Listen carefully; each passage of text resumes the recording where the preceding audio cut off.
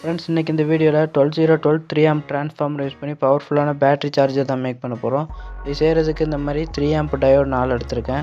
வோல்டேஜை ஃபில்டர் பண்ணுறதுக்காக இந்த மாதிரி 4700 mAh கெப்பாசிட்டர் 25 வோல்ட்டில் எடுத்திருக்கேன். ட்ரான்ஸ்ஃபார்மரை கூல் பண்ணுறதுக்கு 12 வோல்ட் 1 ஆம்ப் கூலிங் ஃபேன் எடுத்திருக்கேன். இப்போது ஏசி வோல்டேஜ் தான் நமக்கு ட்ரான்ஸ்ஃபார்மர்லேருந்து வரும்.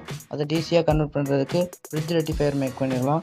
இது செய்கிறதுக்கு 4 டயோட நான் சால்டர் பண்ணுற மாதிரி சால்டர் பண்ணிக்கேன். ஃபுல் வீடியோ செக் பண்ணி பாருங்கள், அதில் கிளியரான எக்ஸ்பிளைனோட இருக்கும். அப்புறம் இந்த மாதிரி கட் பண்ணி எடுத்ததுக்கப்புறம் ஃபில்ட்ரு பண்ணுறதுக்காக கெப்பாசிட்டர் கனெக்ட் பண்ணணும். கெப்பாசிட்டரோட நெகட்டிவை நம்ம டயோடோட பாசிட்டிவில் கனெக்ட் பண்ணிக்கலாம். அப்புறம் ஏசி வோல்டேஜ் எந்த பின்னில் கனெக்ட் பண்ணணும்னு நான் காட்டியிருப்பேன், அந்த பின்னில் கனெக்ட் பண்ணிட்டு டிசி அவுட்புட் வந்து கெப்பாசிட்டரோட பாசிட்டிவ் நெகட்டிவில் எடுத்துக்கலாம்.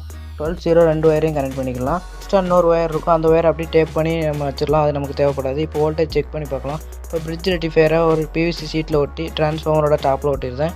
இப்போ கூலிங் ஃபேனுக்கு பவர் சப்ளை கொடுத்தோன்னே பவர்ஃபுல்லாக ஒர்க் ஆகுது. இது போல் இன்ட்ரெஸ்டான வீடியோஸ் பார்க்கணும் நம்ம சேனல் சப்ஸ்கிரைப் பண்ணி